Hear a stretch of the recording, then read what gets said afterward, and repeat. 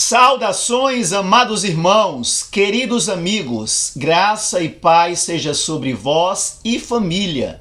Esse é o meu desejo da parte de Deus, o nosso Pai, por meio do seu amado Filho, Cristo Jesus, nosso Senhor e Salvador. Para aqueles que ainda não me conhecem, o meu nome é Gênesis, professo a fé adventista do sétimo dia e venho a vós, em nome do Senhor Jesus, pela convicção do seu santo e bom Espírito. Venho vos apresentar mais um tema da Palavra de Deus e já faço um convite, um apelo em nome do Senhor Jesus, para que cada um dos meus irmãos, com espírito de humildade, de simplicidade, de honestidade, examine todo o estudo sem preconceitos antecipados. Ok? Como um bom bereano, tá?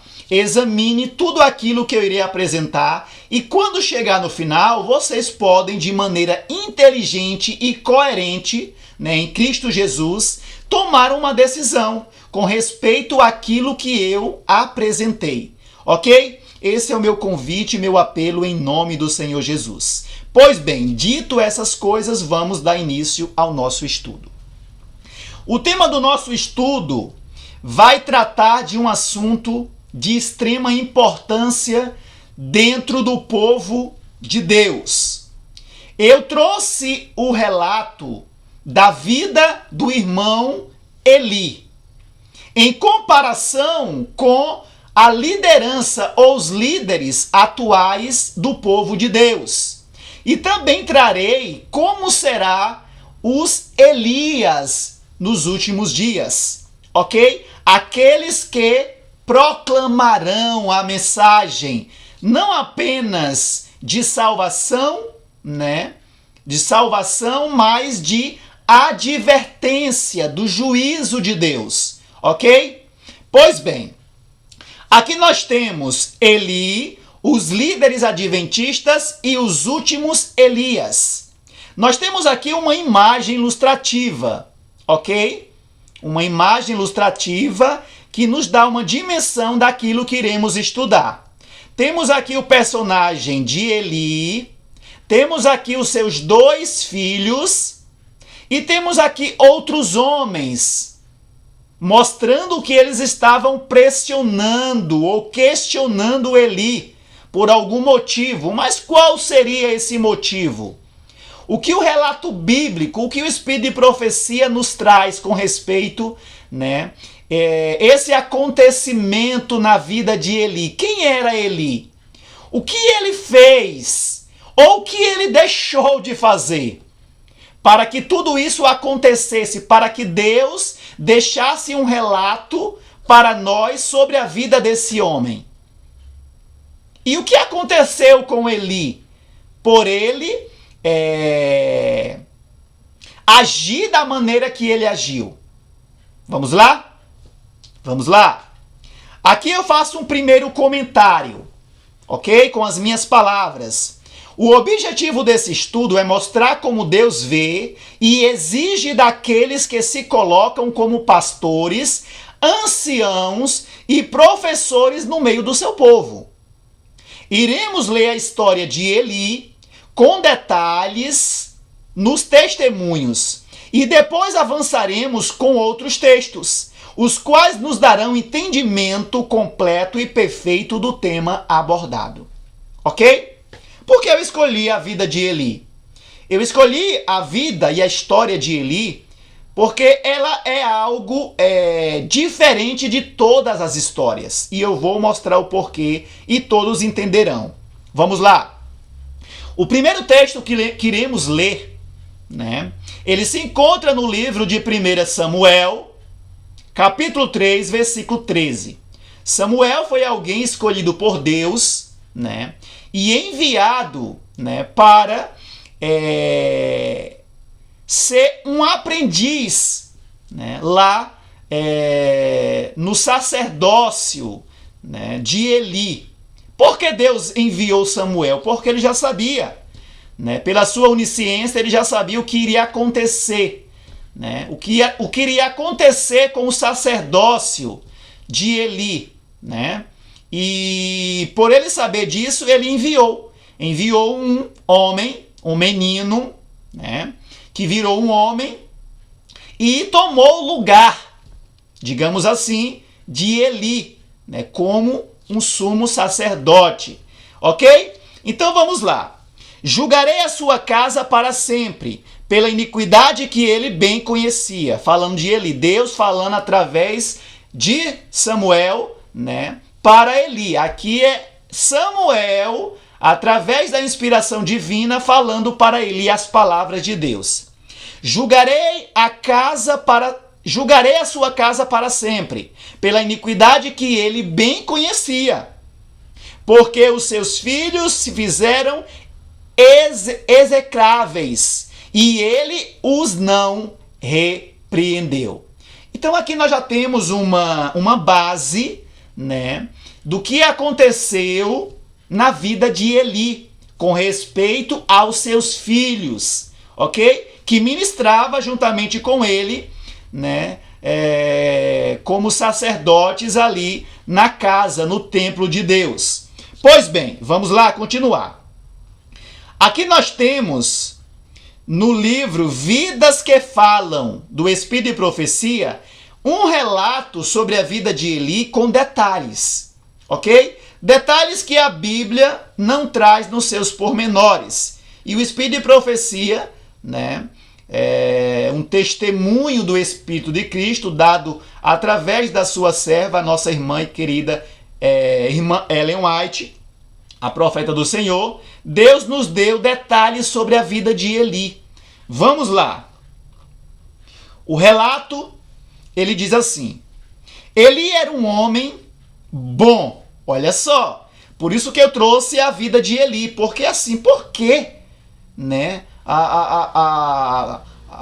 Teve esse final trágico com esse homem, né? E quando nós estudamos a vida de Eli, isso fica mais questionável. Não de duvidar da justiça de Deus, né? Mas ver como Deus age até com homens que são justos, né?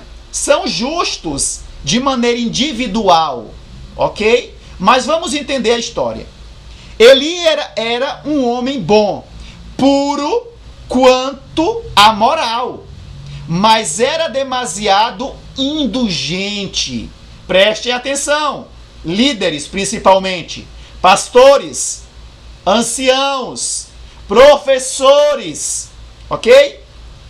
Ele incorreu no desagrado de Deus porque não fortaleceu os pontos fracos do seu caráter. Qual eram esses pontos fracos do caráter de Eli? Vamos entender. Não queria ferir os sentimentos de ninguém. Olha só, grava isso. Não queria ferir. Vamos ver outros textos abaixo que vai falar sobre isso. Não queria ferir os sentimentos de ninguém e não teve a coragem moral necessária para repreender e reprovar os pecados. É isso que acontece hoje com a grande maioria dos líderes adventistas? Com certeza. Eu sou adventista e falo isso com autoridade moral, por perceber isso de maneira clara na nossa liderança, ok? As pessoas hoje, eles têm essa questão. Eu não falarei desse ponto aqui da nossa fé, porque isso vai trazer desconforto, questionamento, dissensão.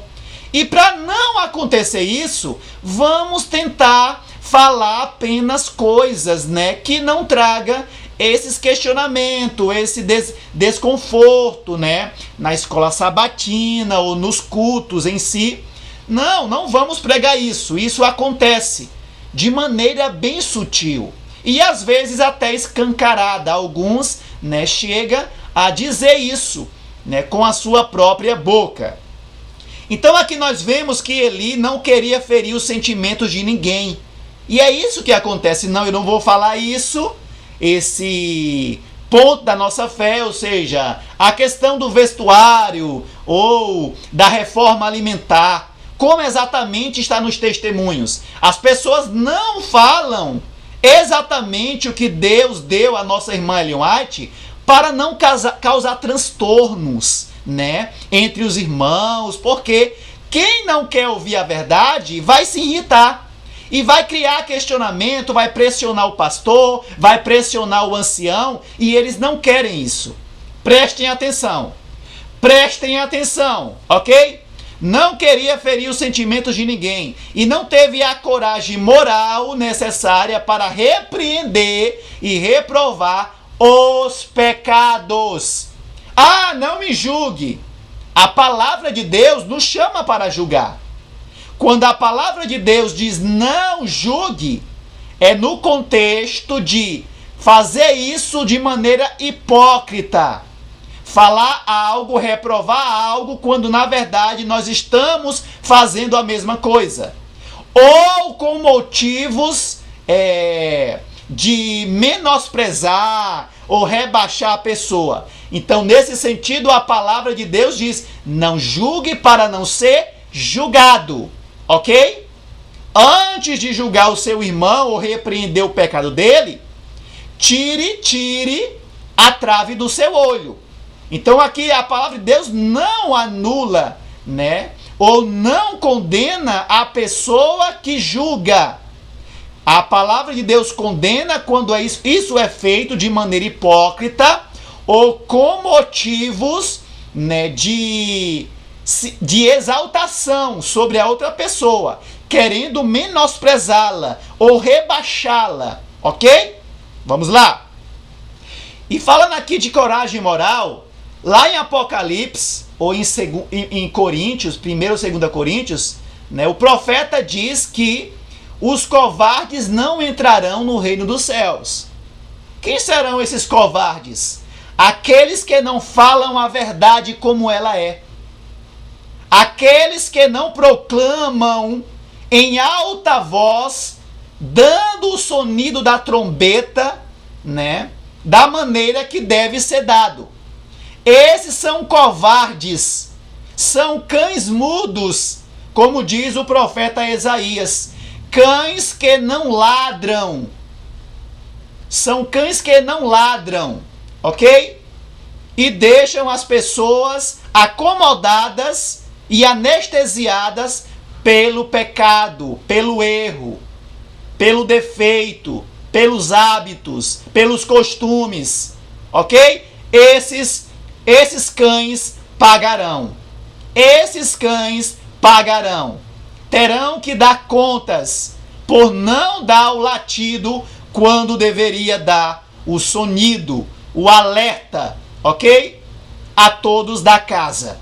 Vamos lá. Amava a pureza e a justiça, olha isso. Era um homem bom quanto à moral, porém demasiado indulgente, né? Amava a pureza e a justiça.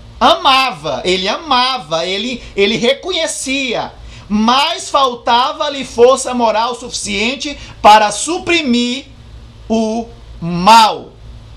Ele amava a paz e a harmonia. É o que acontece hoje? Ele amava a paz e a harmonia. Não vou falar isso, porque isso vai causar desarmonia entre nós. E Deus quer harmonia, quer paz entre o seu povo, quer. Mas a paz, ela tem que depender da verdade. A mesma espada que junta, a mesma espada que divide, ela une. Ela une na verdade, ok? Na verdade clara, direta, positiva, ok? Ela separa aqueles que não amam a verdade.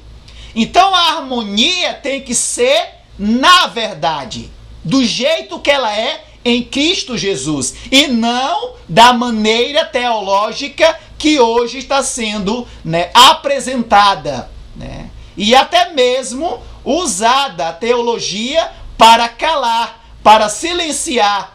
Eles usam da autoridade teológica, né, para calar aqueles que se levantam tentando falar a verdade como ela é em Cristo Jesus, ok?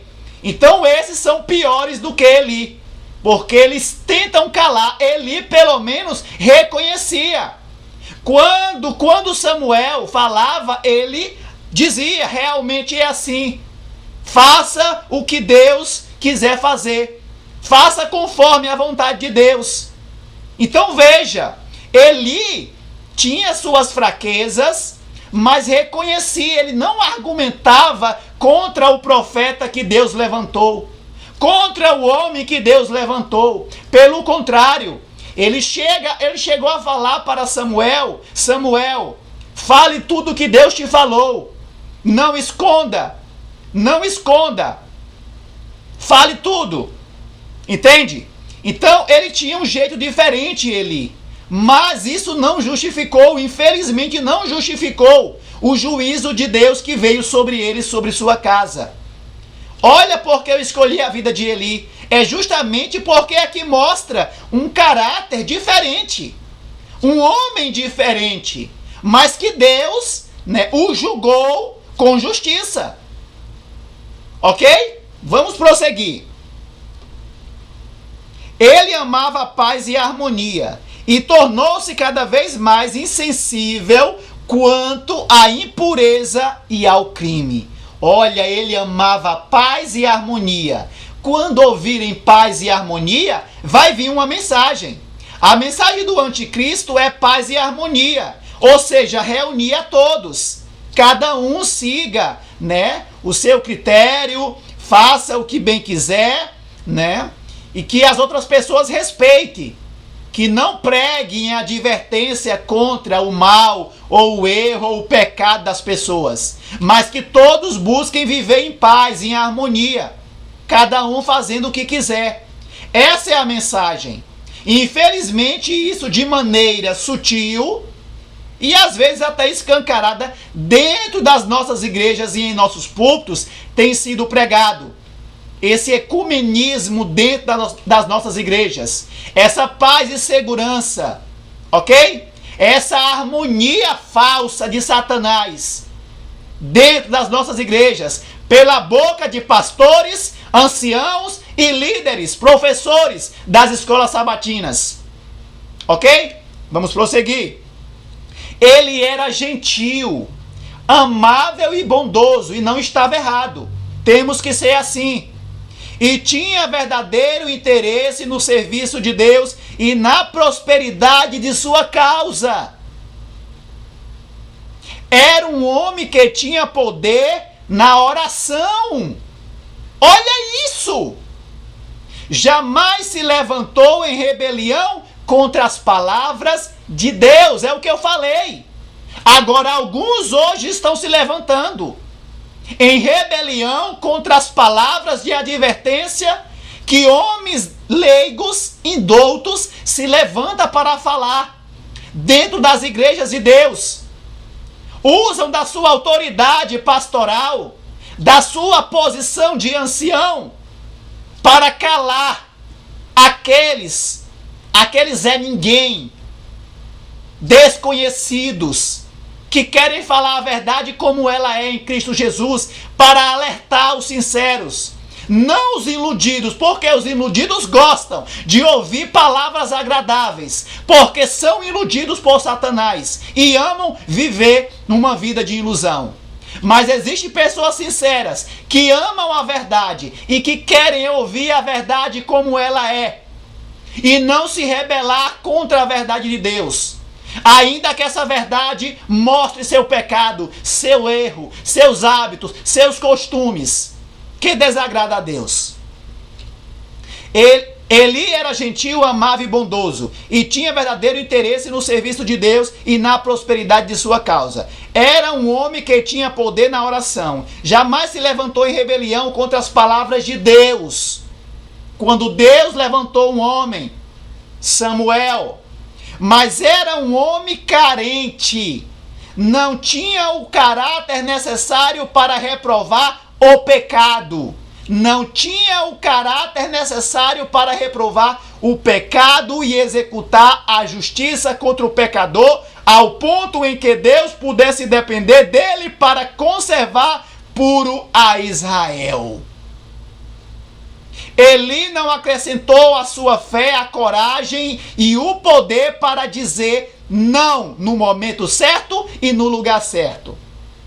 Eli estava familiarizado com a vontade divina.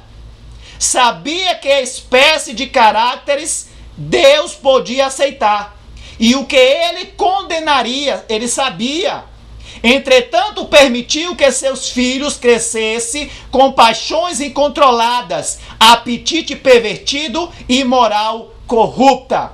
Trazendo isso para os pastores e anciãos, não somente dentro das suas casas, mas nos púlpitos, com os membros da igreja, com as ovelhas, ok? Com as ovelhas, ok? Vamos lá. Ele instruiu os filhos na lei de Deus, olha só. Ele instruiu seus filhos na lei de Deus e deu-lhes bom exemplo em sua própria vida. Mas isto não era todo o dever cumprido. Olha só, Deus requeria dele como pai e como sacerdote que impedisse a vontade pervertida dos filhos. E isso ele deixou de fazer.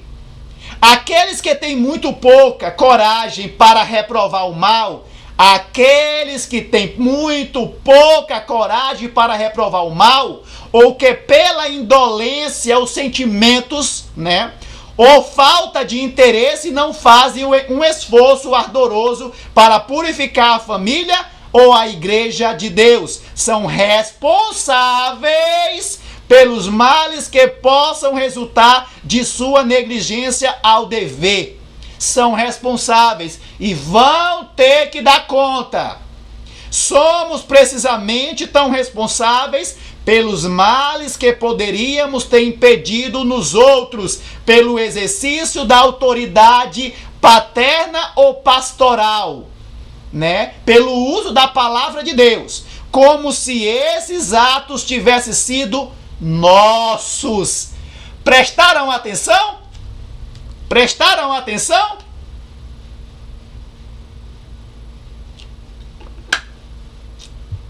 Então aqui não é somente para pastores anciãos, é para aqueles membros rebeldes que, quando é falado alguns pontos da nossa fé, incham a cara feito sapo, né? Sapo quando joga sal nele, né? Quando joga sal nele, ele incha. Então é isso que acontece.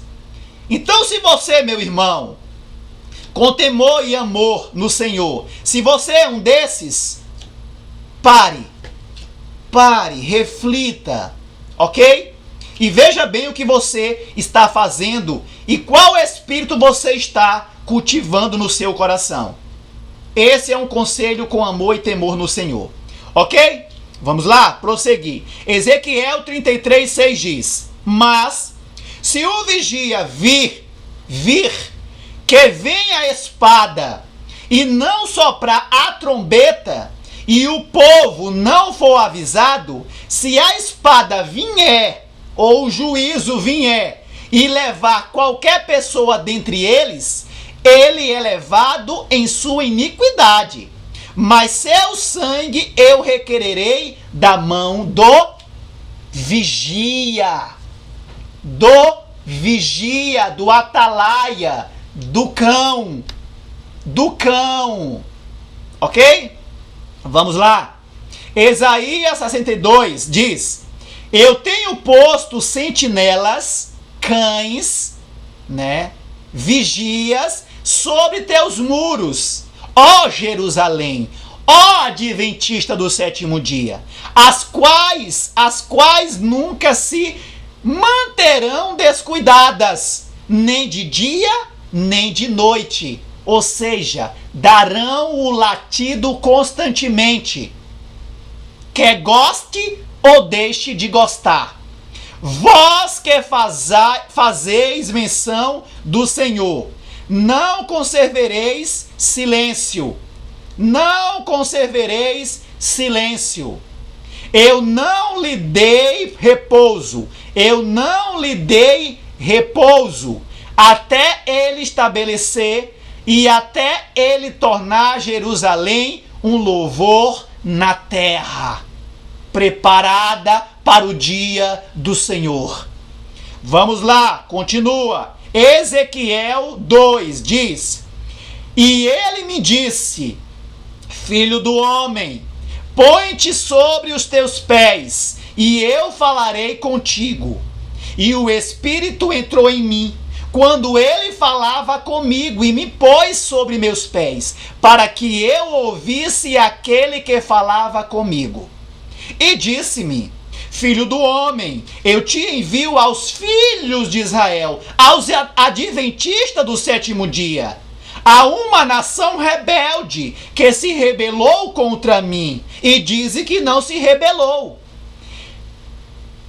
Eles e seus pais têm transgredido contra mim. Não, nós guardamos os mandamentos de Deus até o dia de hoje, porque eles são filhos impudentes e duros de coração. Eu te envio a eles, e tu lhes dirás, assim diz o Senhor Deus, e eles, quer ouçam ou deixem de ouvir, porque eles são uma casa rebelde. Mesmo assim, hão de saber que houve um profeta entre eles. E tu, filho do homem, não os temas, nem temas as suas palavras, né? Para calar, para perseguir. Você é fanático, você é um perfeccionista, você quer ser santarrão, você quer ser melhor do que os outros. Não dê ouvidos às suas palavras, ainda que sarças e espinhos estejam contigo, e habite entre escorpiões. Não temas as suas palavras, nem te assustes com os seus olhares. Alguns olham quando você está pregando a verdade, você percebe, Jesus fazia isso. Ele olhava, ele via como é que estavam recepcionando a verdade. E eu vejo isso. Eu me faço de bobo, eu me faço de pomba, mas sou prudente como uma serpente. Ok? Eu vejo os olhares, a cara inchada de alguns. Eu sei. Ok? Eu sei. Vamos lá. Não te assuste com os seus olhares, embora sejam uma casa rebelde. E tu lhes falarás as minhas palavras, quer eles ouçam ou deixem de ouvir, pois são muito rebeldes. Mas tu, filho do homem, ouve o que eu te digo, né? Não seja rebelde como a casa rebelde, não seja. Abre a tua boca e come o que eu te dou, e fale para eles. Ok? Pois bem, comentário. Muitos podem dizer, isso foi somente no passado, não se aplica aos adventistas. Mas não agimos como eles agiam. Será que nós não estamos agindo como eles agiam? Seja em nível maior ou nível menor? Será? Vamos lá. Mensagens escolhidas, o livro diz: temos muito mais a temer de dentro do que de fora. Aqui é o Senhor falando, através da sua profeta. Temos muito mais a temer de dentro do nosso povo do que de fora. Os obstáculos e a força ao êxito são muito maiores da parte da própria igreja do que do mundo. Mas quantas vezes se tem os profetas defensores da verdade demonstrado o maior entrave ao seu progresso? Jerusalém, Jerusalém, quantas vezes eu quis, adventistas, quantas vezes eu quero apacentá-los, colocá-los debaixo da minha proteção, segundo as minhas palavras de repreensão. E vocês não têm aceitado, vocês têm perseguido os meus servos que eu levanto dentre vós, para calá-los, para silenciá-los. Tanto vocês, pastores rebeldes, quanto vocês, anciãos rebeldes, quanto vocês, professores da escola sabatina rebeldes, quanto a vocês, membros rebeldes, têm perseguido os meus servos, têm tentado calar as minhas palavras. Vamos lá, continuando. Foi-me mostrado que Deus colocou sobre meu marido e sobre mim uma obra especial: apresentar um testemunho claro, direto, positivo ao seu povo, e clamar e não poupar, para mostrar ao povo suas transgressões e à casa de Israel seus pecados. Mas há uma classe. É você um desses? Sou eu um desses? Mas há uma classe que não quer receber a mensagem de reprovação e levantam as mãos para proteger aqueles que Deus gostaria de reprovar e corrigir. Acontece isso. Quando uma pessoa ela é reprovada, né, ela é advertida, junta-se um monte de sentimentais, né, guiados pelo espírito de Satanás, para proteger a pessoa. Vamos lá. Estes são sempre achados em simpatia com aqueles aos quais Deus faria sentir sua verdadeira pobreza, né? Muitos são enganados pelo adversário dos homens. Imaginam que os trabalhos do irmão e da irmã White seriam aceitáveis se não estivesse continuamente condenando o eu e reprovando o pecado. É o que falam hoje. Não, sua mensagem é muito dura, isso aí vai afastar as pessoas da igreja, vai afastar as pessoas de Cristo, isso não é maneira de pregar a mensagem. Vocês estão sendo dirigidos por Satanás. Se arrependam e se convertam. Falo isso com temor e amor no Senhor, ainda que vocês não entendam ou não queiram entender, mas está aqui. Eu sou adventista coerente. Eu sou adventista coerente. E busco no Senhor ser mais e mais coerente na minha profissão de fé. Você é um adventista coerente? É uma pergunta. Ok? Responda na sua consciência para com Deus. Continua, Testemunho 5 diz: outra causa do fracasso nessas associações é que o povo a quem o mensageiro é enviado deseja moldar-lhes as ideias e colocar-lhe na sua boca as palavras que deve falar. Não, irmão, não fale assim, fale assim, fale assim. Eles querem, e às vezes, em muitos casos, têm conseguido, têm tido êxito. Muitos irmãos que se levantam com aquele desejo de falar a verdade, de advertir o povo para os erros, para os hábitos, para os costumes, as modas dessa época, eles são calados. Eles não suportam a pressão dessa casa rebelde, dos pastores que vêm sobre eles, dos anciãos para calar. Muitos têm recuado, mas existem homens que não se compram e nem se vendem, que têm a coragem do Espírito de Deus, que vão falar, mesmo que fiquem só, que sejam menosprezados, que sejam ridicularizados, eles vão falar, nem que sejam perseguidos e mortos, como serão muitos deles, ok? Como foram no passado, ok? Os vigias de Deus não devem estudar meios de agradar ao povo. Como diz o irmão lá em Gálatas, né? Em Gálatas 1:10, né? Se fosse para eu agradar os homens, eu não tinha aceitado o evangelho de Cristo, diz Paulo, né? Em outras palavras, os vigias de Deus não devem estudar meios de agradar o povo, nem ouvir suas palavras, né? Não, irmão, não é assim, faça assim. Nem expressá-las, deve antes ouvir o que Deus diz. E qual é a sua mensagem para o povo?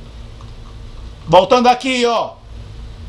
Mas tu, filho do homem, ouve o que eu digo a ti. Não o que o pastor diz a ti. Não o que o ancião diz a ti.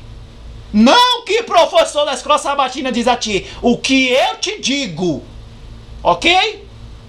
Não seja rebelde como a casa rebelde. Abre a tua boca e come o que eu te dou. O que eu te dou. Entenderam? É isso? Vamos lá. Comentário. Quando Deus suscita homens dentro do seu professo povo, no espírito e poder de Elias, como é que os pastores, anciãos e adventistas nominais o recebem? E como eles tentam mudar a maneira deles pregarem a mensagem de advertência? E aí? E aí? Vamos lá? A profecia se deve cumprir. Diz o Senhor: eis que eu vos envio o profeta Elias, antes que venha o dia grande e terrível do Senhor. Alguém deve vir no espírito e no poder de Elias. Aqui trata-se da irmã Ellen White. E todos aqueles que aceitam e seguem o exemplo dela como a profeta do Senhor. E quando eu digo seguir o exemplo dela, não é o exemplo humano, mas o exemplo segundo a piedade que Deus ortogou sobre ela, ok?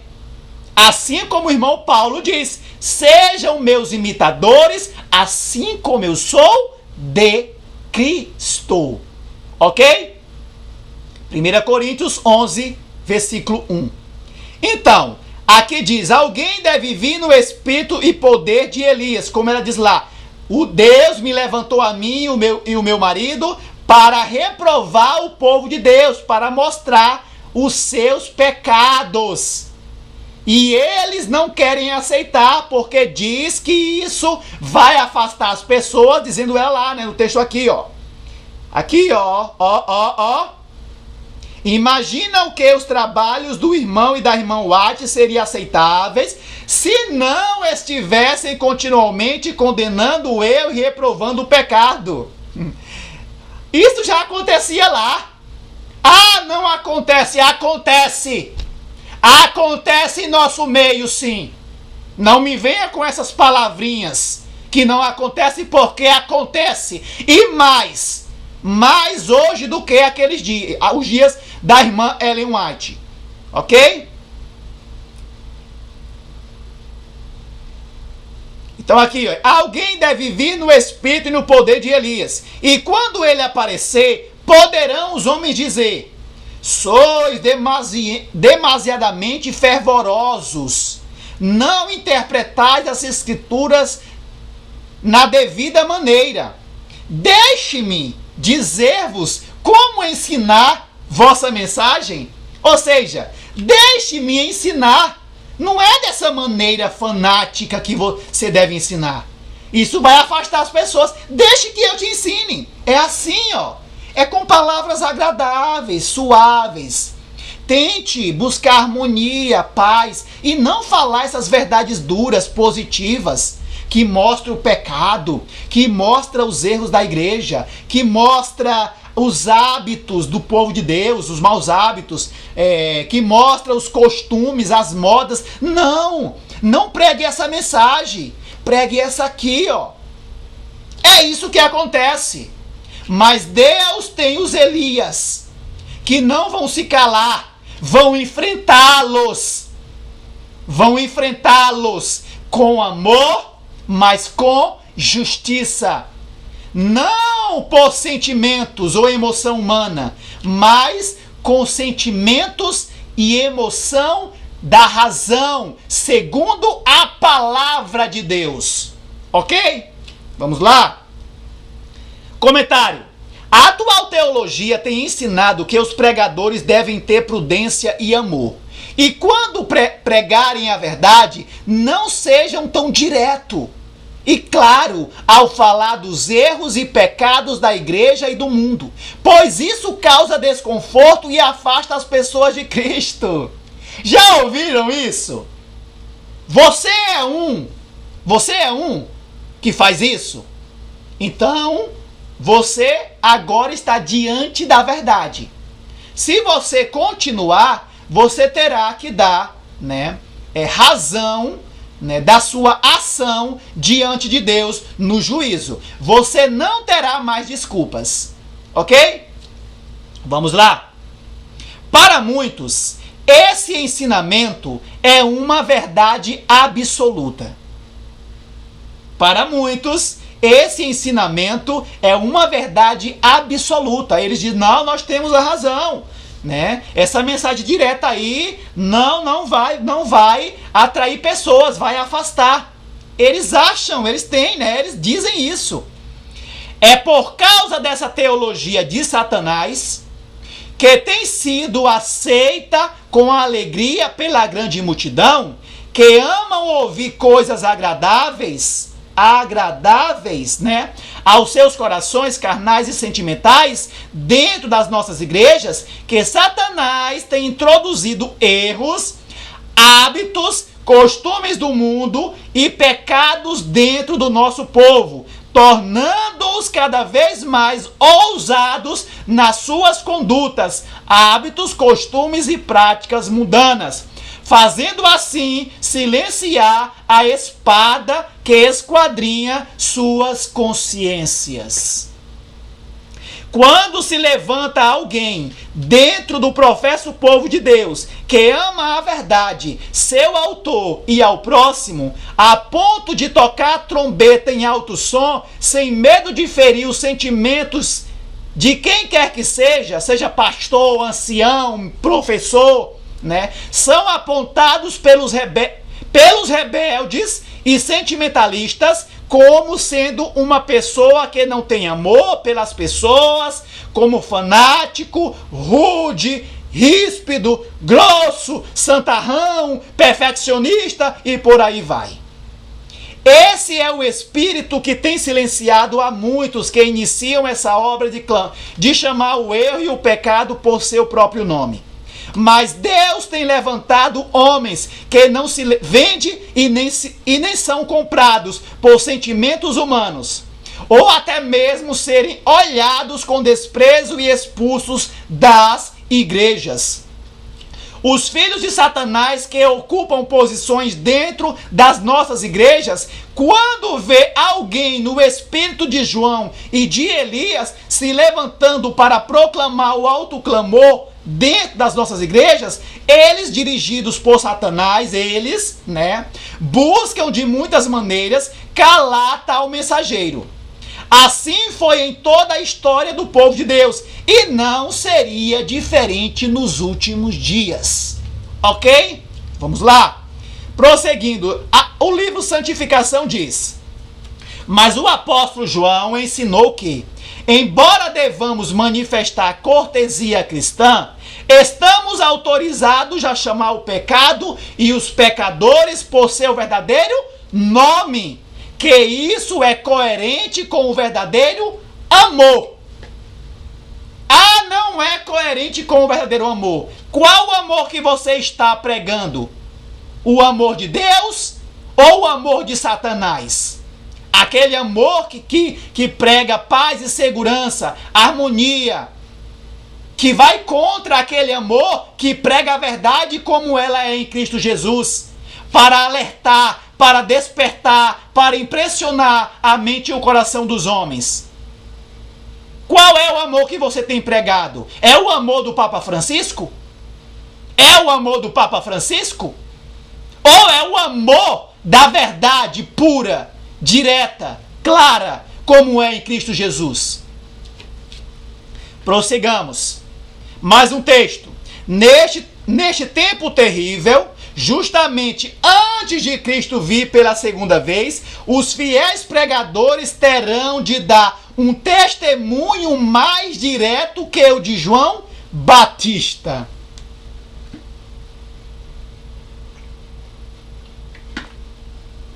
Você, vem aqui mais próximo, como diz o irmão Luiz Gonçalves.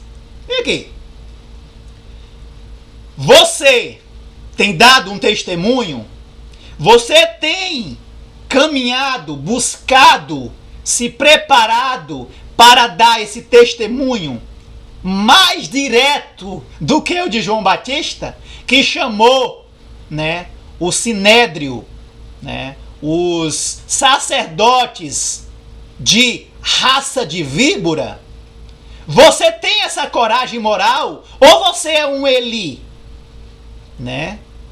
que individualmente ama a verdade, reconhece,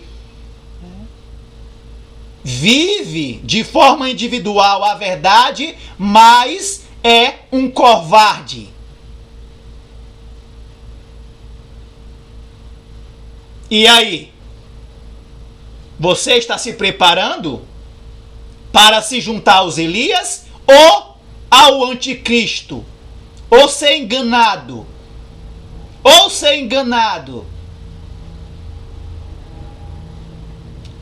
Senão até os eleitos seriam enganados, com a mensagem falsa. Ah, não, eu sou adventista, não vou ser enganado. Ah, você não vai ser enganado? Em quê? Em alguns pontos? Imortalidade da alma? Falso sábado? Ok. Em outros pontos, ele era um homem que tinha moral. Era um homem piedoso, era um homem de poder de oração. Era um homem que amava a verdade, que desejava o avanço da obra de Deus, do serviço de Deus. O que aconteceu com ele? O que aconteceu com ele? O que aconteceu com ele? Você sabe? Qual foi o seu fim? Continua. Um trabalho de alta responsabilidade acha-se diante deles. E aqueles que falam palavras suaves, Deus não reconhecerá como seus pastores. Um terrível ai repousa sobre eles. Um terrível ai repousa sobre eles. Vamos entender isso um pouco mais para frente. A fidelidade se está rapidamente tornando moda. Não queremos que este reine sobre nós. É a linguagem de milhares de adventistas. Milhares ou milhões. Milhares naquele tempo. Hoje tem 20 milhões. Milhões, eu digo milhões. Os ministros de Deus devem erguer a voz como uma trombeta. Isaías 58. Uma trombeta e mostrar ao povo as suas transgressões. Com moral, Não sejam hipócritas. Falem a verdade depois que viver. Ok? Os sermões suaves, tão frequentemente pregados, não fazem impressão duradoura.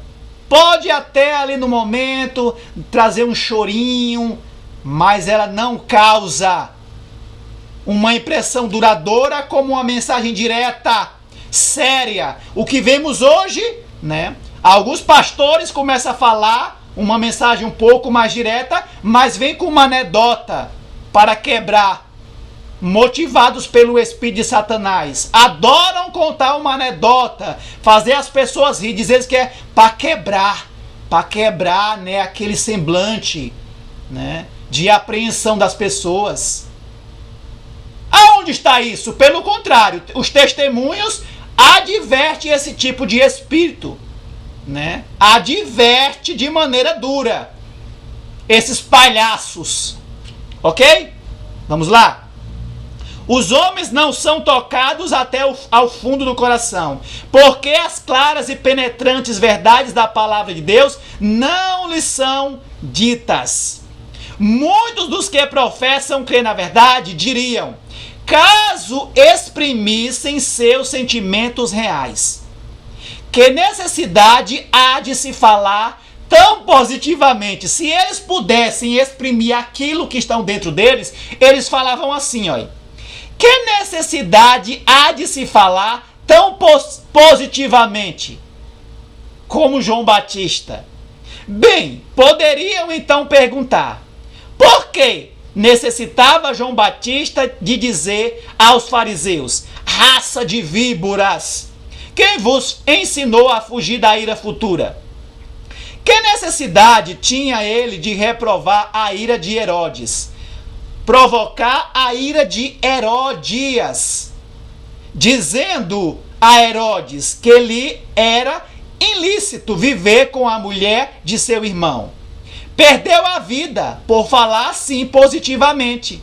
Mas os covardes que estão dentro das igrejas, eles não querem isso.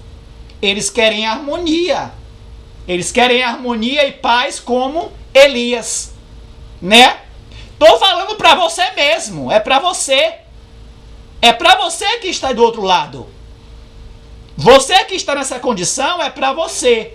Mas eu falo com amor e temor, desejando em Cristo Jesus que você se arrependa, que você se converta. Se converta, para não ter que passar pelo juízo de Deus, né? Da maneira que Deus não deseja que você passe. Ok? Porque não poderia ter agido de maneira a não incorrer na cólera de Herodias, né? Assim tem os homens, assim tem os adventistas em posição de destaque dentro das igrejas, né? Assim tem os homens raciocinado, até que a excessiva diplomacia, teologia, tomou o lugar da fidelidade, da coragem, da positividade no falar. Permite-se ao pecado passar sem repreensão. Quando se há de ouvir mais uma vez na igreja a voz da repreensão fiel? Tu és este homem? Tu és este homem? Tu és esta mulher? Não fosse tão raras essas palavras e veríamos mais do poder de Deus. Veríamos mais do poder de Deus dentro das igrejas, se a verdade fosse pregada como Deus nos a dar. Os mensageiros do Senhor não se devem queixar que seus esforços sejam infrutíferos, enquanto não se arrependerem de seu amor pela aprovação. Seu desejo deve agradar aos homens. Seu desejo de agradar aos homens, o qual os leva a suprimir a verdade e a clamar paz quando Deus não falou paz.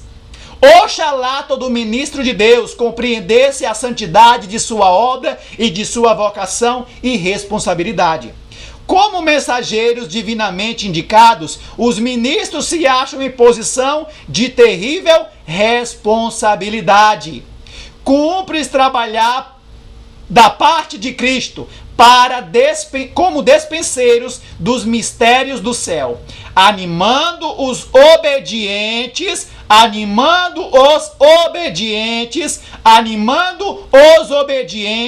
e advertindo os desobedientes. Leiam depois 1 Coríntios 10, do 4 ao 6, e vocês entenderão. A norma mundana não deve influir em sua conduta. Vamos parar um pouco aqui. O que é que vemos hoje na igreja de maneira visível, gritante? Mulheres, sejam elas crianças, né, adolescentes, jovens,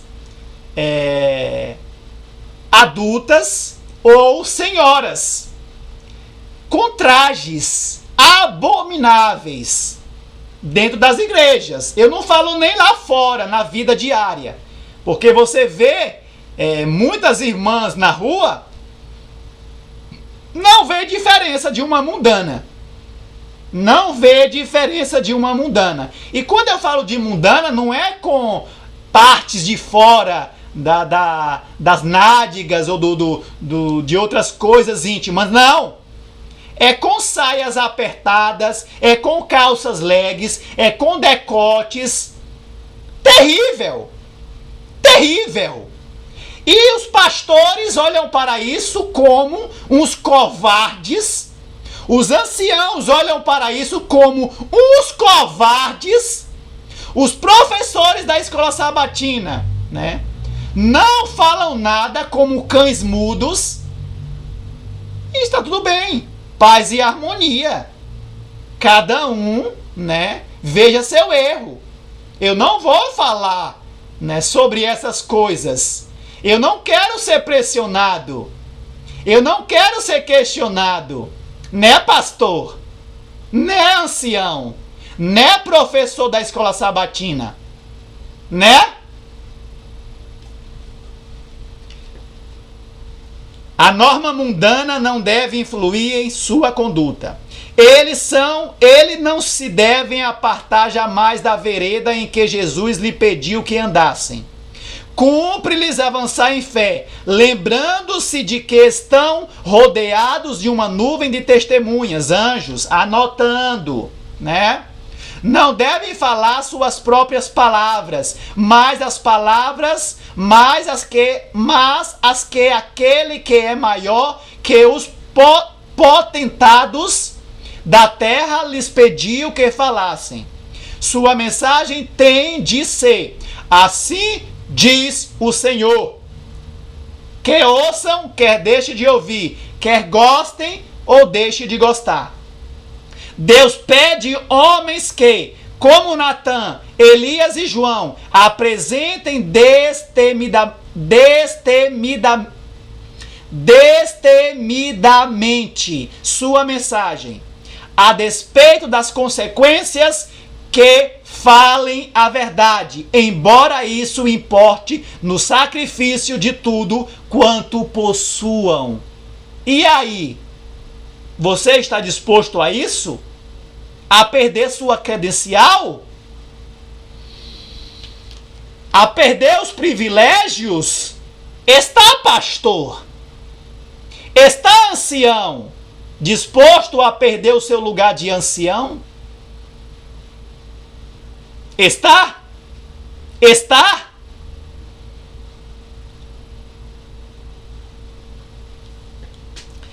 Obreiros Evangélicos é o livro, mais um texto, Cristo Triunfante é o livro, diz: essa religião piegas que faz pouco do pecado e só realça o amor de Deus pelo pecador, encoraja os pecadores a crer que Deus os salvará enquanto continuarem no pecado, sabendo que é pecado.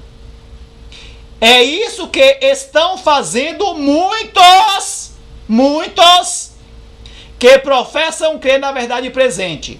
A verdade é mantida à parte de sua vida e essa é a razão pela qual não mais tem o poder de convencer e converter a alma. Mas ele diz não. Essa mensagem direta não vai convencer e converter almas. Não vai. Não vai converter os iludidos, né? os iludidos, mas os sinceros sim, vão entender e vão se convencer e vão se converter para a glória e honra de Deus.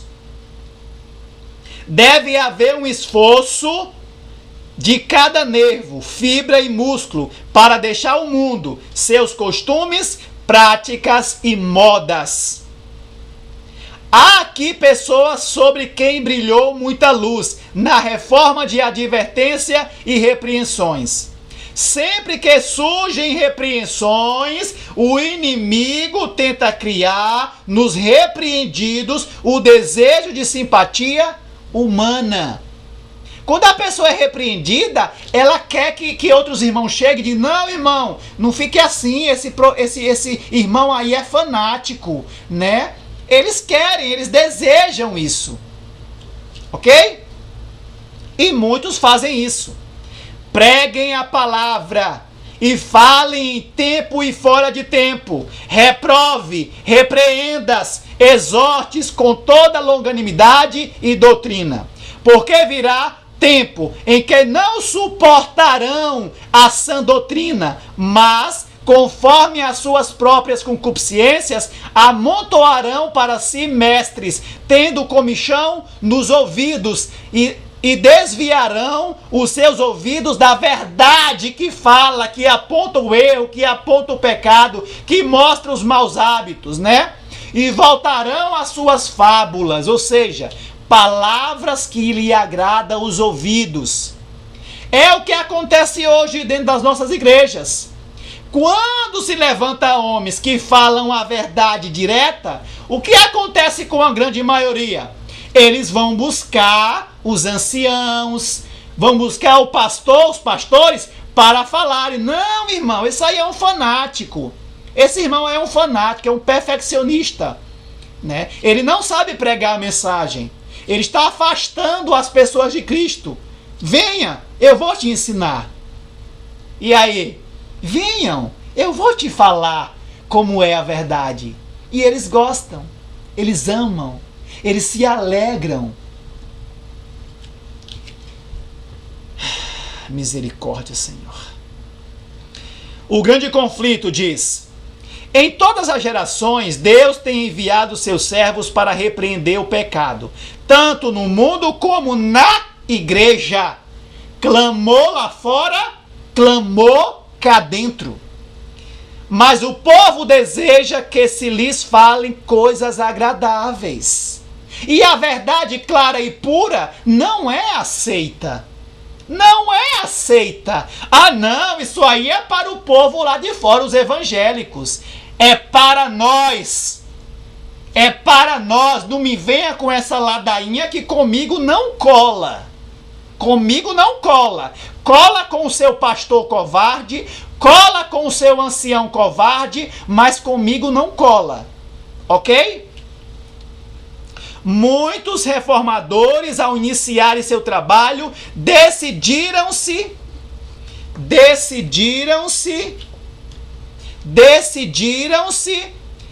a exercer grande prudência ao atacar os pecados da igreja e da nação.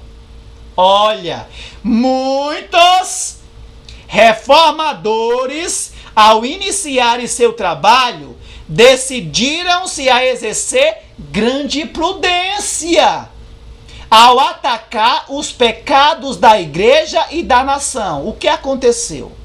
Esperavam eles, pelo exemplo, de uma vida cristã e pura, fazer voltar o povo às doutrinas da Bíblia.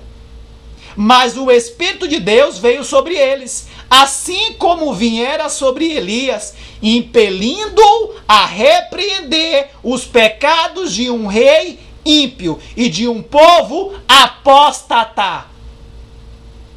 Não podiam conter-se de pregar as claras afirmações das Escrituras Sagradas, doutrinas que tinham sido relutantes em apresentar.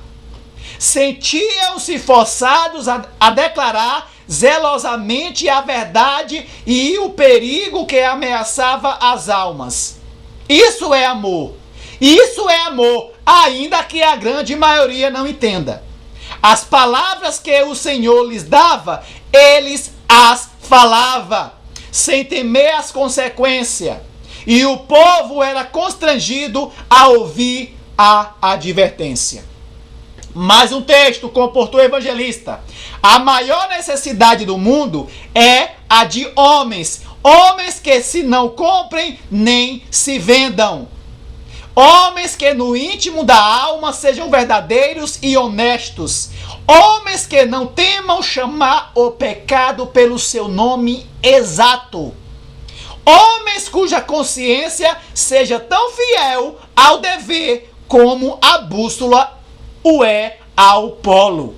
Homens que permaneçam firmes pelo que é direito, ainda que caiam os céus. É você um desse?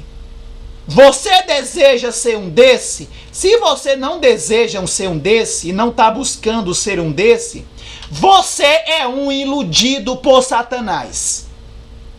Sim, você é um iludido por Satanás, assim como ele era. Ainda que você seja um homem piedoso, que seja um homem de oração, você é um iludido e precisa acrescentar na sua fé a coragem, o espírito e o poder de coragem. Ok? Testemunho para ministro. Ministros, não desonrei ao vosso Deus, nem ofendais ao seu Santo Espírito, fazendo comentários sobre os caminhos e as maneiras dos homens que ele quis escolher. Entenderam? Ah, mas aquele irmão lá, ele é fanático, né? Ele fala a verdade de maneira direta, clara, mostrando o pecado, falando dos maus hábitos. Cuida, ok? Deus conhece o caráter dos seus escolhidos, vê o temperamento dos homens que ele escolheu. Ele sabe que ninguém a não ser homens sinceros, firmes, determinados, de sentimentos fortes, verá nesta obra sua vital importância e dará tal firmeza e decisão aos seus testemunhos que estes abrirão brechas nas barreiras de Satanás. Entenderam? É decidido o propósito de Satanás interromper toda a comunicação entre Deus e o seu povo, para que possa aplicar seus enganosos enganos sem interferência de qualquer voz de ademoestação para conscientizá-los do perigo. Essa é a maneira de Satanás. E ele usa quem?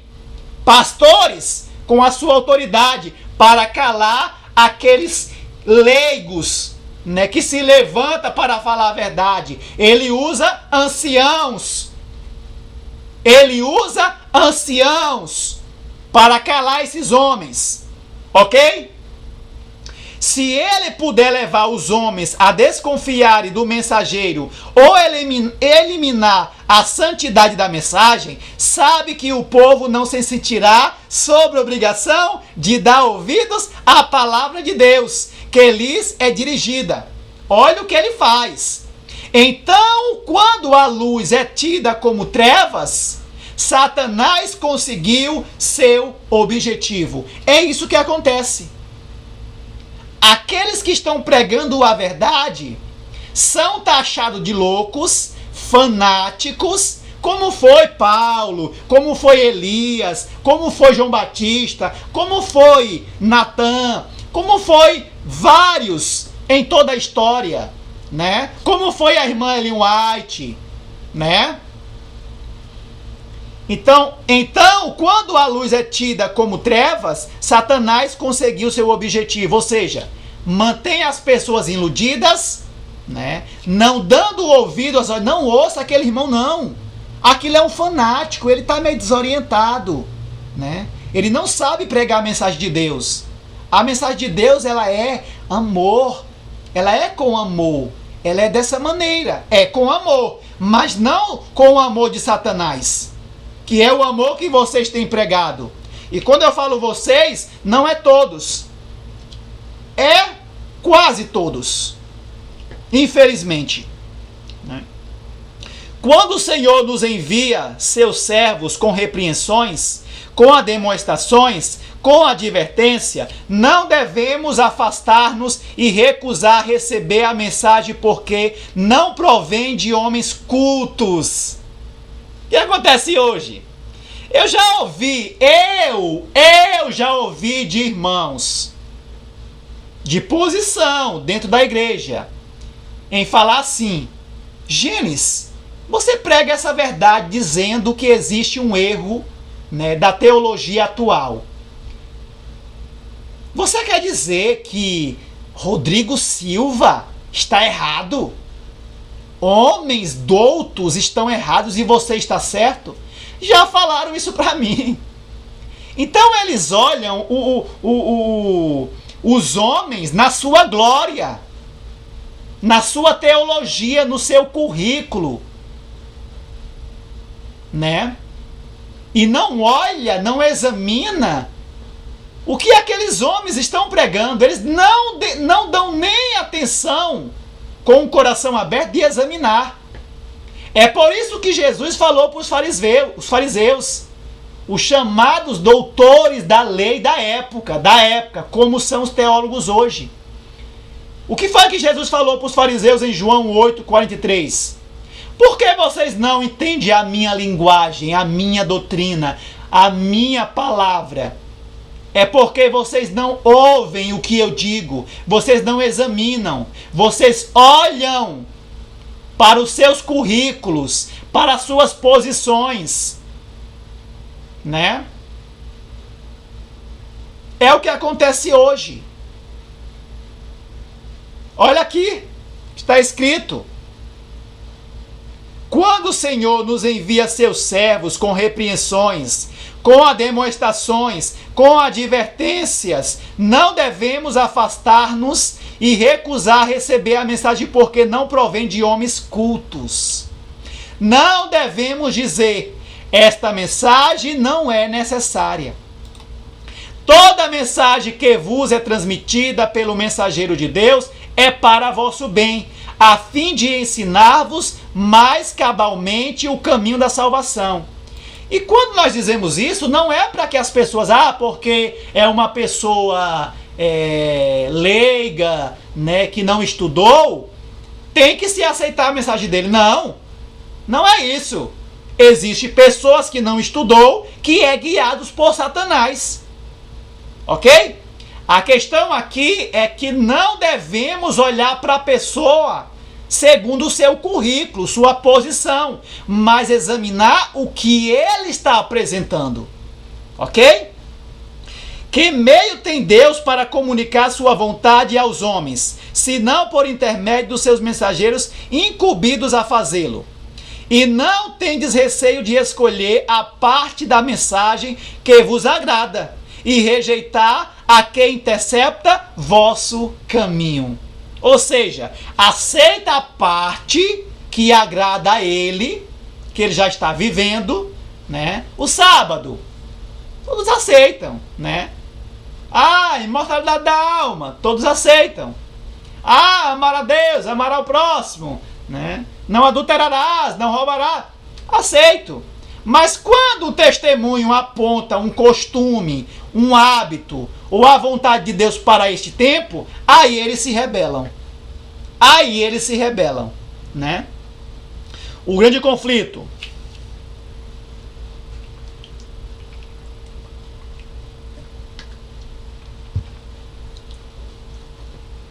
Deus opera por intermédio dos que ouvem a sua voz e lhe obedecem, e que, sendo necessário, falam verdades desagradáveis e não temem reprovar pecados populares.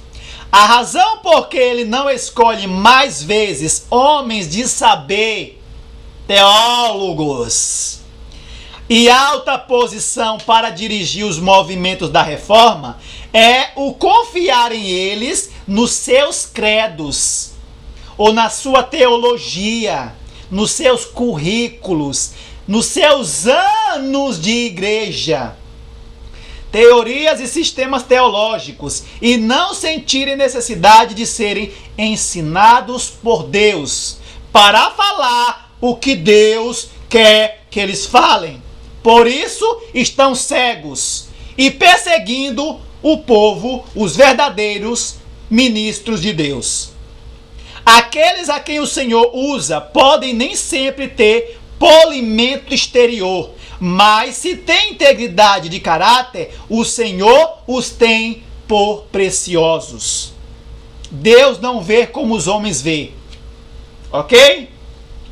Se o ministro não for firme, se não tiver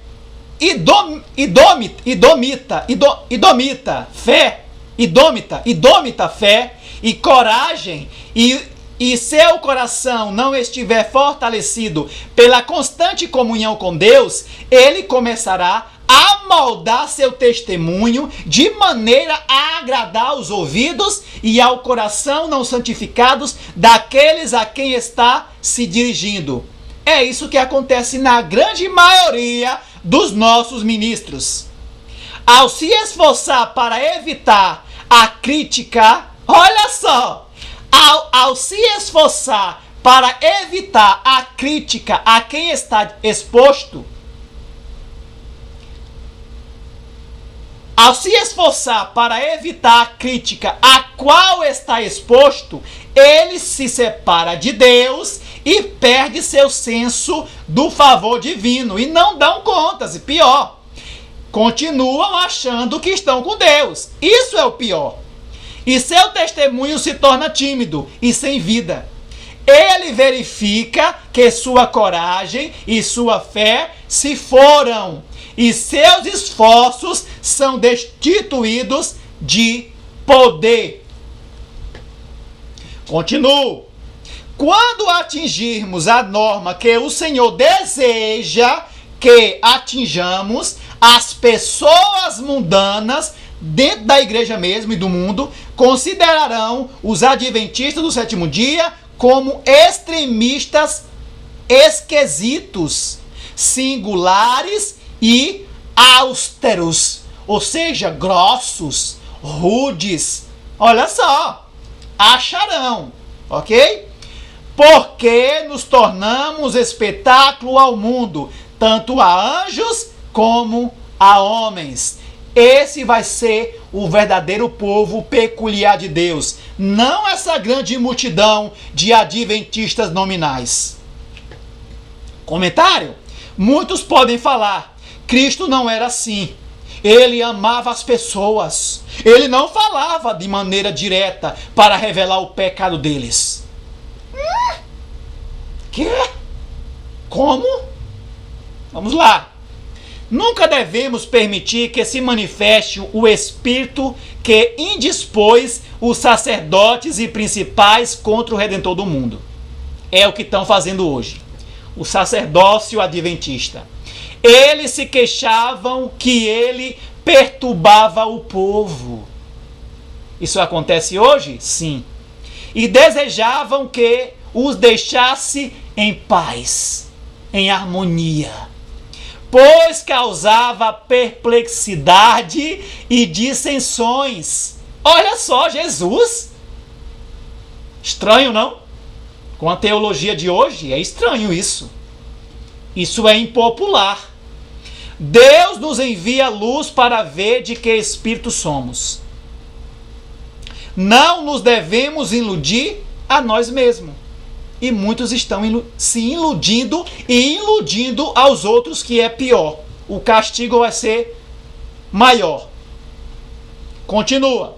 As palavras de Cristo eram como setas agudas, que iam ao alvo e feriam o coração de seus ouvintes. Feriam por causa do pecado, mas ao mesmo tempo mostravam um amor terno, que chamava ao arrependimento e à conversão.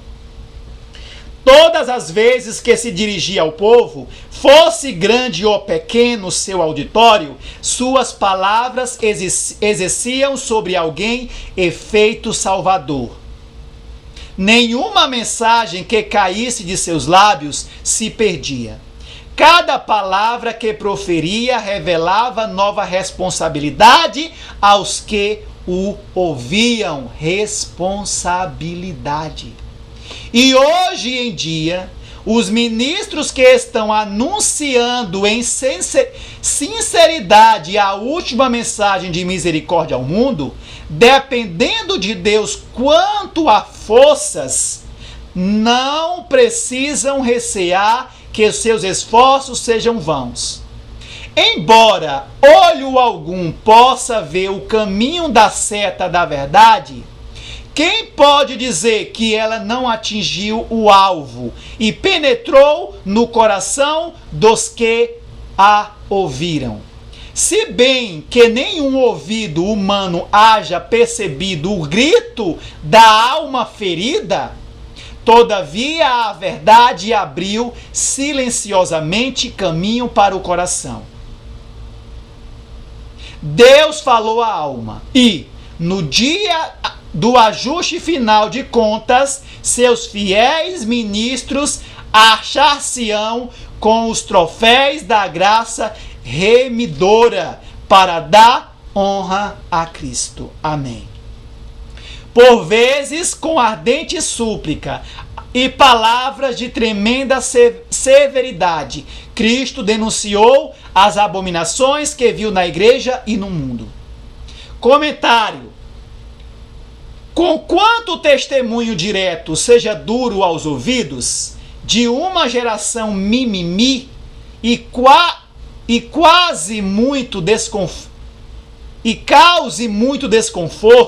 entre o povo, se faz necessário tocá-lo com o sonido certo e claro aos que ouvem. Se tivesse mais homens corajosos e não covardes, haveria mais perseguição e muitos sinceros que estão adormecidos dentro das igrejas acordariam do sono da morte espiritual e causariam uma sacudidura dentre nosso povo, revelando os falsos piedosos de Israel. Mais um texto.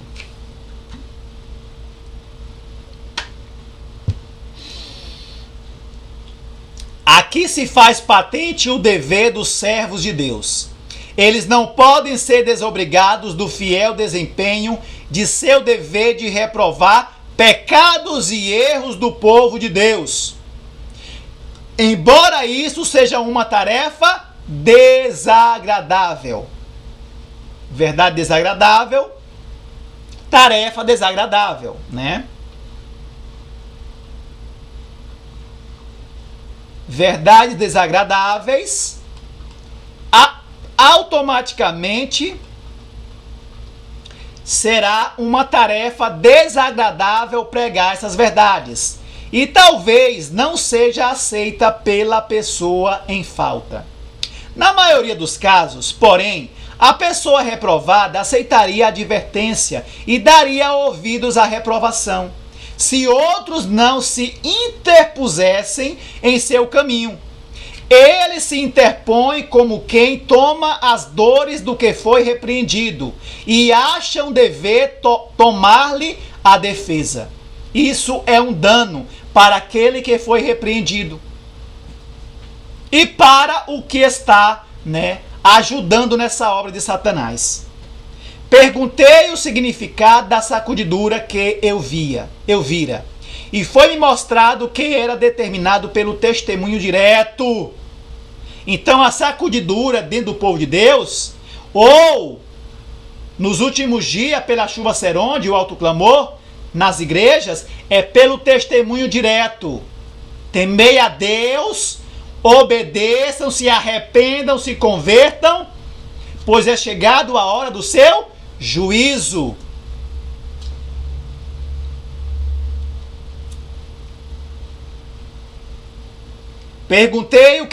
perguntei a significação da sacudidura que eu vira. Ela via uma sacudidura dentro do povo de Deus. E foi-me mostrado que era determinada pelo testemunho direto contido no conselho da testemunha verdadeira à igreja de Laodiceia, dada pelos seus servos corajosos.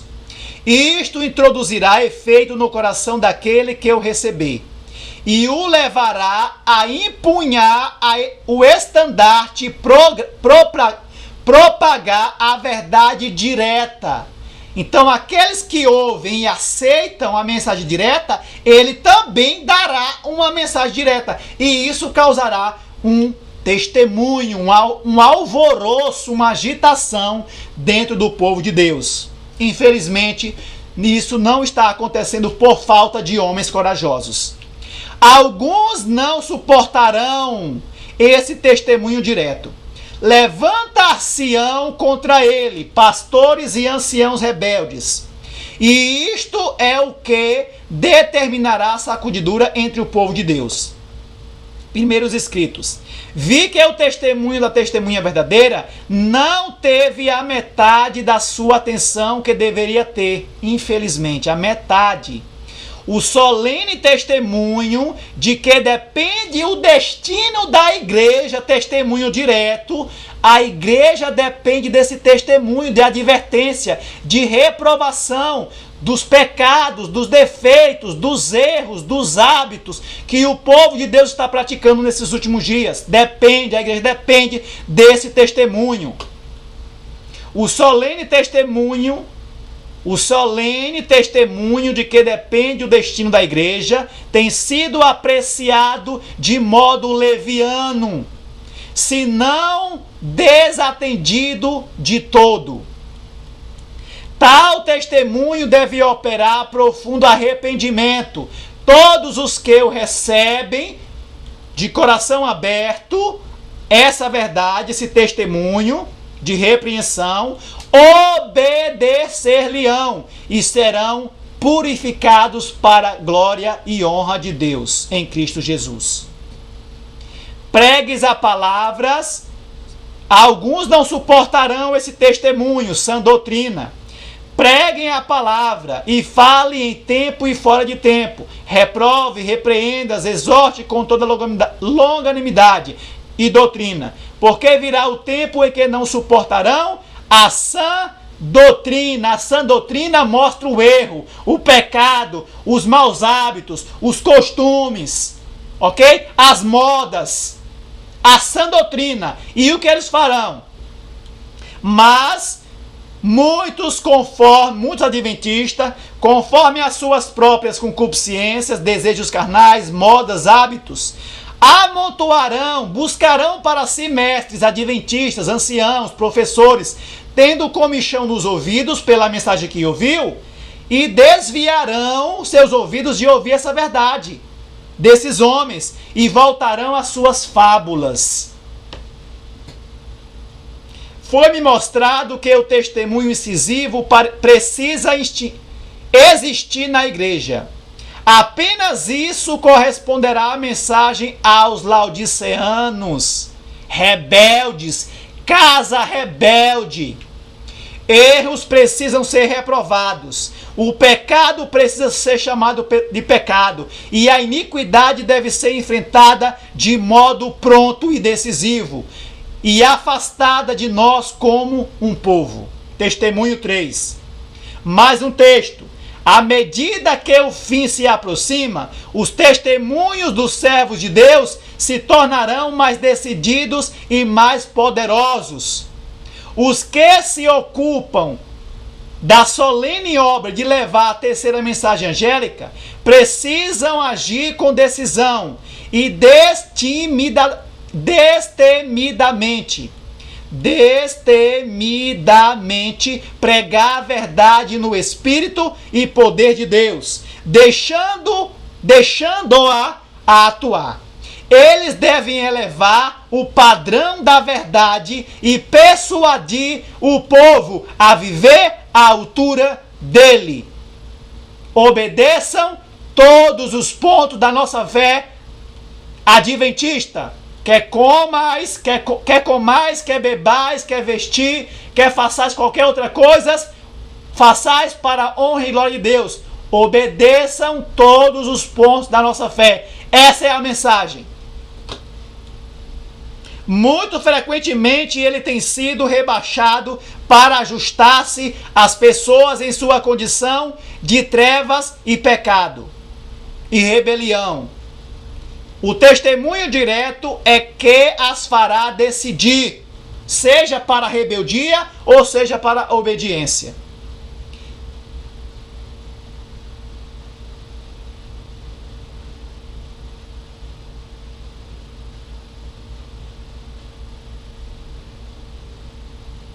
O testemunho direto é que as fará decidir. Um testemunho brando não tem esse poder. O povo tem o privilégio de ouvir esse tipo de ensino nos púlpitos populares da maioria das igrejas. Falando das nossas igrejas, ok? Não venha colocar lá para fora, não. Mas os servos de Deus, a quem ele confiou uma solene e temível mensagem que deve preparar o povo para a vinda de Cristo, precisa dar um testemunho claro e direto ao ponto. Nossa verdade é muito mais solene do que as dos professos nominais, assim como os céus são mais altos do que a terra. Isaías 55:9, testemunho 1. Censuras sempre feriram a natureza humana.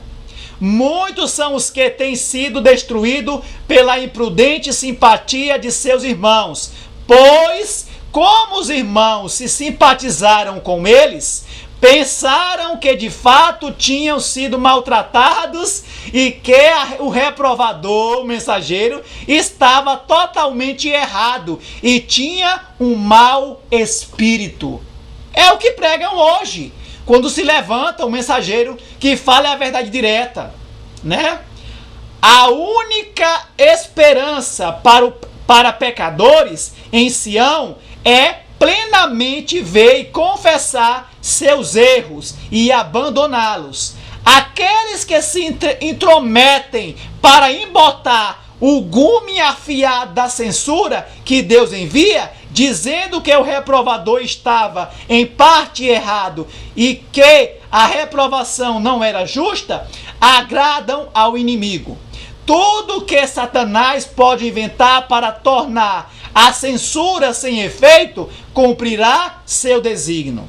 Alguns culparão aquele a quem Deus enviou com uma mensagem de advertência, dizendo: ele é severo demais. Assim fazendo, tornam-se responsáveis pelo pecador, a quem Deus desejava salvar, e a quem, porque o amava. E a quem, porque o amava, ele enviou correção, para que pudesse humilhar seu espírito diante de Deus e abandonar seus pecados. Estes falsos simpatizantes, por sua obra de morte, logo terão uma conta a acertar com o Mestre. Testemunho 3. Mais um texto. Aqueles a quem Deus escolheu para uma obra importante foram sempre recebidos com desconfiança e suspeita. Antigamente, quando Elias foi enviado com uma mensagem de Deus para o povo, eles não atenderam à advertência. Acharam-no desnecessariamente severo. E hoje? Quem são eles? Pensaram influenciados pelo diabo, mesmo que ele perdera o bom senso, porque denunciava o povo favorecido de Deus, adventista do sétimo dia, como pecadores e seus crimes como tão graves que o juízo de Deus seria suscitado contra eles. Será que o juízo de Deus vai recair sobre o povo de Deus, adventista do sétimo dia?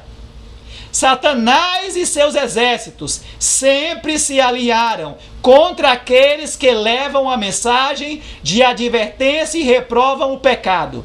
Os que não são consagrados se unirão também com os adversários dos homens, para tornar tão difícil quanto possível o trabalho dos servos fiéis de Deus. Sério, não? Sério.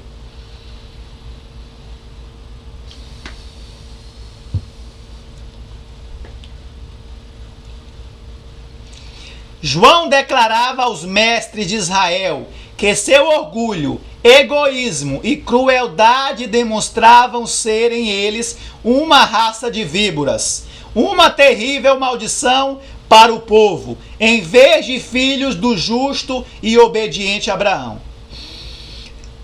Em vista da luz que havia recebido de Deus, eram ainda piores que os gentios, a quem se sentiam tão superiores. Vamos lá agora. Adventista do sétimo dia. E lhe disse: passa pelo meio da cidade, pelo meio de Jerusalém, e marca com o sinal a testa dos homens, que suspiram e gemem por causa de todas as abominações que se cometem no meio dela, da igreja de Deus. Então o sinal é colocado sobre aqueles que gemem e suspiram contra todas as abominações que se cometem dentro do povo de Deus. Esses receberão o selo de Deus. Notai cuidadosamente esse ponto. Os que receberem o puro sinal da verdade, neles gravado pelo poder do Espírito Santo, representado pelo sinal feito pelo homem vestido de linho, são os que suspiram e gemem por todas as abominações que se cometem na igreja adventista do sétimo dia. Nem todos os que professam guardar o sábado serão selados. Por quê, Gênesis? Muitos há, mesmo entre os que ensinam a verdade a outros, que não receberão na testa o selo de Deus. Tinham a luz da verdade, souberam a vontade de seu mestre, compreenderam todos os pontos de nossa fé, no comer, no beber, no vestir, no se comportar, mas não tiveram as suas obras correspondentes. Então, não receberão o selo de Deus. Mais um texto, eventos finais. Cristo diz o seguinte daqueles que se ufanam de sua luz, mas não andam nela. Somos o povo de Deus, adventistas do sétimo dia, guardamos os mandamentos de Deus e temos a fé de Jesus. Será que estamos guardando os mandamentos de Deus, conforme a Bíblia e os testemunhos do Espírito de profecia? Ou estamos guardando os mandamentos como os judeus da época de Jesus, que achavam que guardavam os mandamentos, mas quando Jesus chegou e mostrou os mandamentos profundamente, o que significava profundamente, e o alto padrão de obediência, eles o perseguiram e o condenaram à morte. Por isso eu vos digo que haverá menos rigor para Tiro e Sidom no dia do juízo, do que para vós outros. Quem vós outros? Vamos lá. E tu, Cafarnaum, a irmã, ele colocou aqui entre parênteses, adventista do sétimo dia, que tiveram grande luz, que te ergues até os céus, com referência aos privilégios, serás abatidas até aos infernos. Porque se em Sodoma tivessem sido feitos os prodígios que em ti se operam, adventista do sétimo dia, teria vocês permanecido até hoje, ou seja, até a eternidade. Mas no juízo serão abatidos até o inferno. O mesmo juízo que foi colocado sobre Eli. E Eli era um homem que não se rebelava contra os mensageiros de Deus. Ele reconhecia. Hoje são piores. São piores que Eli. Qual será o fim deles? Que Deus tenha de misericórdia. Vemos aí que a igreja, o santuário do Senhor, foi a primeira a sentir o golpe da ira de Deus. Os anciãos, pastores, anciãos, aqueles a quem Deus dera grande luz e que havia ocupado o lugar de depositários dos interesses espirituais do povo, havia traído o seu depósito. Por quê? Porque perseguiram e calaram os indoutos, os leigos que se levantaram para pregar a mensagem. Eles perseguiram e calaram. Pagarão, receberão o primeiro golpe da ira de Deus nas 7 últimas pragas e quando Cristo voltar, se ainda estiverem vivos. Aqui está o meu contato para possíveis dúvidas e questionamentos, ok? Estou à disposição para falar cordialmente como irmão em Cristo com todos que assim desejarem falar comigo, ok? Eu não sou esse homem severo que aparento, ser por pregar essa mensagem da maneira que eu prego, de maneira incisiva, ok? Eu não sou esse homem mau que muitos podem, me taxar, ok? Deus abençoe a todos.